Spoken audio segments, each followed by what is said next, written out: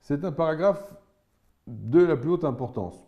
Vous allez me dire que je fais un pléonasme, tout est important dans l'organon, bien sûr, et vous voyez à chaque fois le système un peu des poupées russes ou à tiroir, à chaque fois qu'on aborde une question, ça en soulève de nouvelles. C'est loin d'être des déclarations fermées, comme on pourrait le voir dans certains processus religieux. Alors, que dit Hallman? L'observateur sans préjugés se rend compte de l'inutilité des spéculations métaphysiques sans contrôle expérimental possible.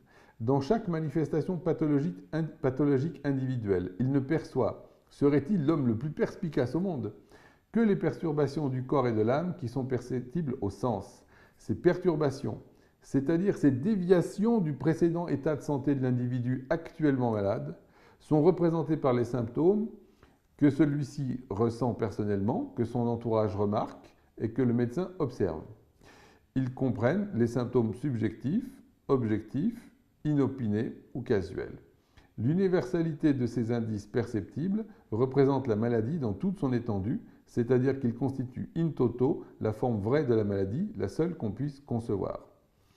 Inutile de vous dire que ça, c'est fondamental. Et quand je dis fondamental, c'est qu'il y a deux paragraphes que vous ne devez pas omettre aujourd'hui au niveau où vous en êtes dans votre étude de l'organon. Le 6, que nous allons étudier, et le 1. Le 6 fait écho au 1 et vient le compléter pour focaliser plus maintenant notre progression vers le patient, comment on doit le traiter, qu'est-ce qu'il y a à traiter dans le patient, qu'est-ce que c'est que la maladie.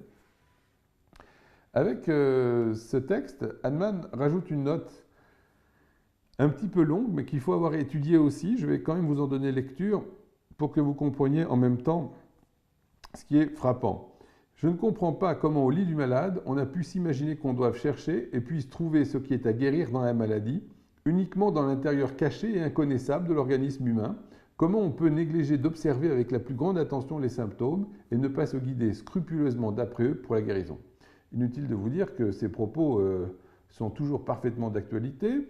Nos confrères classiques s'arrogent le droit de négliger tous les symptômes qu'ils n'ont pas étudiés, qui donc par définition à leurs yeux n'existent pas.